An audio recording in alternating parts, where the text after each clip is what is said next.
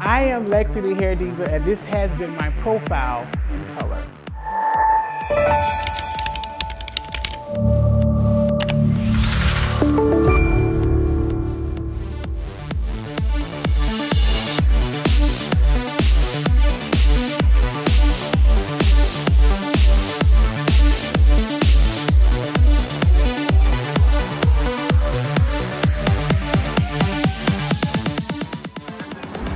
If you need your hair done, like I said, I'm on my way to the salon again. Give us a call, 313-341-2575. I have a lovely group of girls and guys there. When I pull up on a daily basis, first of all, on my way, I'm always praying for prosperity. I'm always praying to impact somebody's life positively, whether it's a coworker or whether it's a client. So whenever I come into the building, I always come in with a wonderful, positive attitude.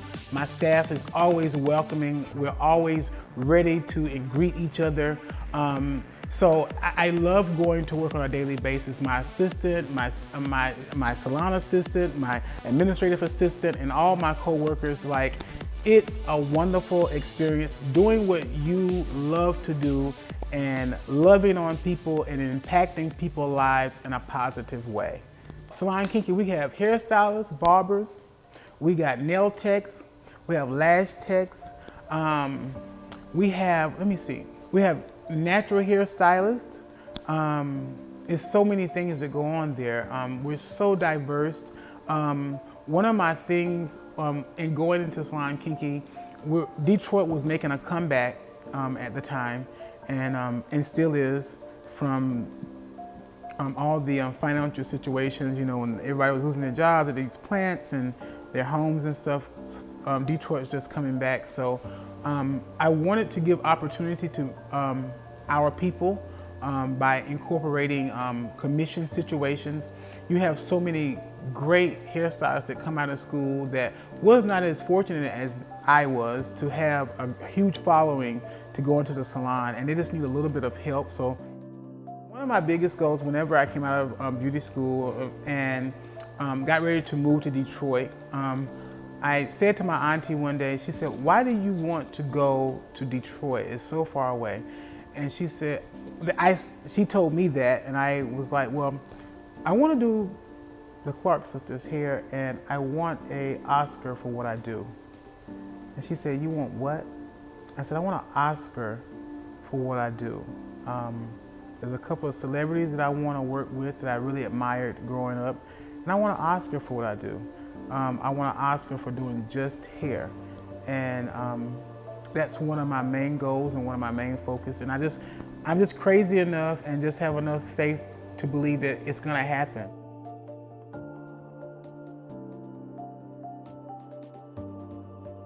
I was originally born in Wilmington, North Carolina, down near the coast, so I'm a beach bunny. But I grew up there primarily in Riverwood, right outside of Wilmington, very rural area. I grew up in a family of, well, it's actually 4 of us, 3 of us at home. Very humble beginnings, dirt road, bathrooms, no bathrooms in the house, no tubs, sinks, and walls and things like that. But yeah, we had a lot of love and a lot of spiritual guidance with my parents, both my parents being ministers or pastors eventually, but for the most part, there in Wilmington.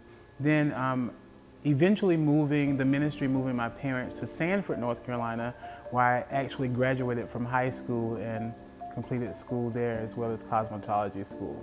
After completing cosmetology school, I think it was maybe 3 to 4 years after being out of cosmetology school, I had already completed the Carolina dream, the house, the car, the husband or boyfriend, and the dog for the kid. So at that point, I had 2 salons there in North Carolina within being out of school about 4 years. I started out working at a small salon called Donna's Beauty Salon, and from there I moved on to my very own first salon. I worked in my salon alongside a couple other stylists I had hired in with me. That salon there was relatively small. It was just 3 booths. My sister, my baby sister then was my receptionist and my shampoo assistant. And I kind of felt after the second salon I opened with in a partnership with a young lady that I had went to school with, Barbara Hayes, rest in peace. Great friend of mine, and we decided to open up a second salon. And after opening the second salon, having the car, the house, and all that, the relationship and everything, I was like, it's got to be more to this. And I met some friends in DC, Washington, DC, during Labor Day weekend. And they were like, you should really come to Detroit to visit.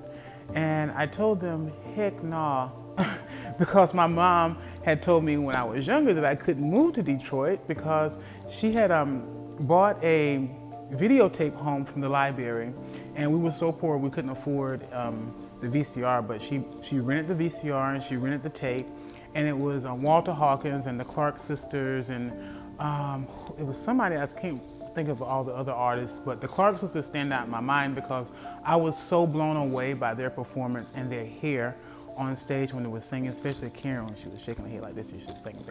But and I was like, I want to move to Detroit, and my mom like rebuked me and told me I will not be moving to Detroit, and I will not be doing hair. You will be working in the medical industry. So yeah, but that's the first thing that kind of made me think about doing hair. Kind of watching them, and I said I want to move to Detroit and do their hair one day.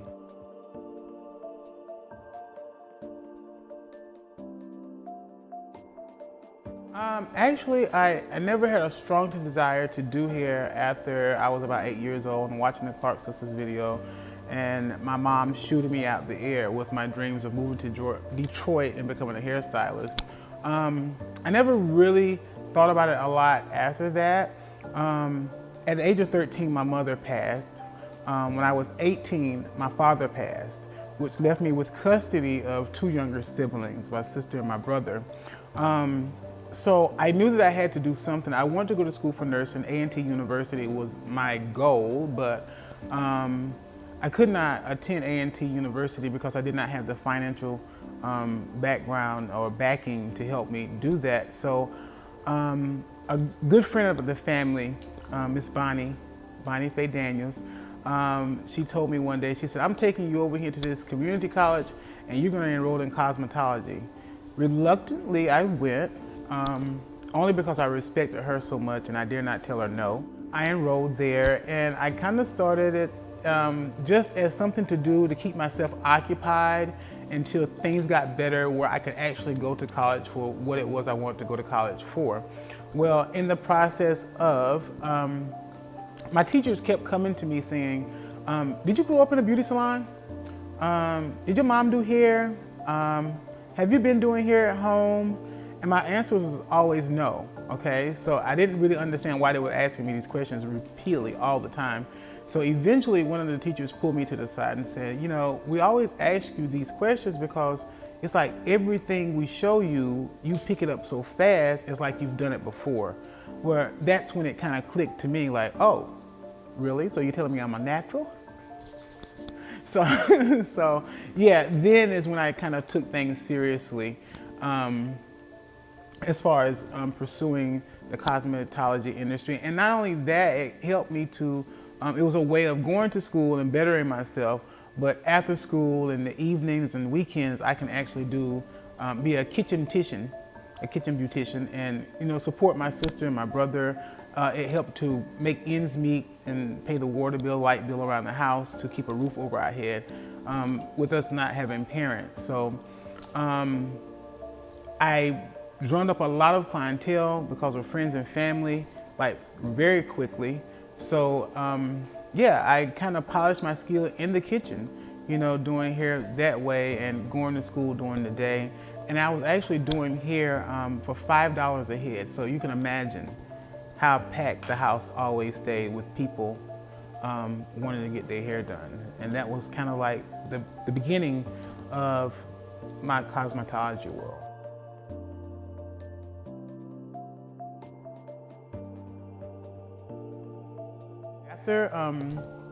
After I went through that transition, you know, in my personal life, and I got that call 6 o'clock in the morning from a young lady by the name of Tunisia, God rest her soul.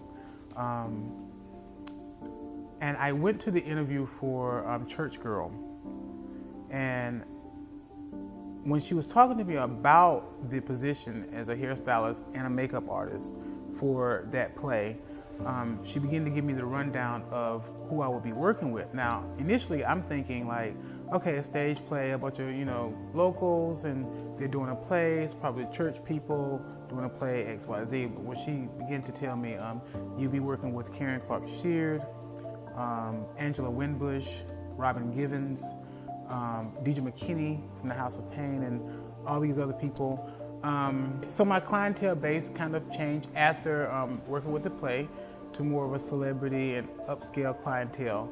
I was working a whole lot then with Karen Clark-Sheard from the Clark sisters. She was like one of my best customers and became one of my greatest friends and such a great asset to me in the city of Detroit. I moved from Silver Spoons part-time, which is located in Detroit, to Ferndale. I worked in a salon in Ferndale for where I was the only minority stylist there, and I worked there for about a month. And the owner came to me. Well, she called me one day, and she said, "Yeah, I did not know that your clientele was so demanding. I've never seen anybody do hair like you. Like, you have 2 people under the dryer. You will have 2 girls in the white waiting room waiting for you. You have 1 girl that's being shampooed, and you have 1 girl in your chair. I've never seen anybody work like that. And I think that your clientele is too overwhelming for our salon." So I asked her to give me a couple of weeks to find somewhere to go. And she told me she would really appreciate it if I would come back tomorrow and get all my things and go now. However, I ran across a young man there in Ferndale, Michigan, that also owned a salon that he was just opening, Billy. Billy, what is Billy's last name? Billy, it's gonna come to me. Billy Dye, is that his last name? I can't remember, but Billy, you know who you are. But yeah, Billy was just opening a salon of 18 styling chairs, and he had like 1 stylist in there. I expressed to him that I was not primarily interested in commission work, but I would rather rent a booth. He agreed, even though for just 3 days a week, 2 to 3 days a week, he was charging me like full booth rent of $175 a week. I was willing to do that. Primarily for my clients and the clientele that I had acquired after working with this play. So that they're comfortable in their surroundings and comfortable at night going back and forth to their cars and all that good stuff. I paid it, and then I also still working at Silver Spoons in the city through the other part of the week. So I did that for about 4 to 5 years. After that, I was ready to move from Billy's salon, and I moved into a suite in Oak Park. And I was there in that suite now probably 3 or 4 years. And I get a call one day from the young lady that I did her hair almost 10 years ago then, at that time, when I first moved to Detroit. And she says to me, you know, we're just having casual conversation. And she says, "Lexie, what are you doing now?" And I'm like, "Well, you know, I'm doing hair. I'm in Oak Park, and, you know, XYZ, all is well." She said, "Okay, so do you like it?" "Yeah, it's okay." I said, at the beginning of the year, I'm thinking about looking for another place to work because I think the salon owner here is going to be closing. So I'm going to be looking for another place to go. She says, "Well, I am ready to get out of this whole hair thing industry, And jokingly, I'm like, okay, yeah, I know what you mean. It can be too much at times. She's like, no, I'm never there. I don't monitor the place correctly. I don't manage it correctly because I'm not into it. I don't want to do it. And this is something that this is a vision that her husband had for her, she says, and she really didn't want to do it as much now that he was no longer with us. She really didn't want to do it. So she proposed to me that, hey, take this salon off my hands, which was Silver Spoons at the time, and now is Salon Kinki, and that's how Salon Kinki actually came into play. So I actually got the opportunity to actually see Salon Kinki actually put together, designed. I actually had the opportunity of having my opinion in the design and layout of Salon Kinki, not even knowing that the universe had already set it up, that one day this is going to be your salon.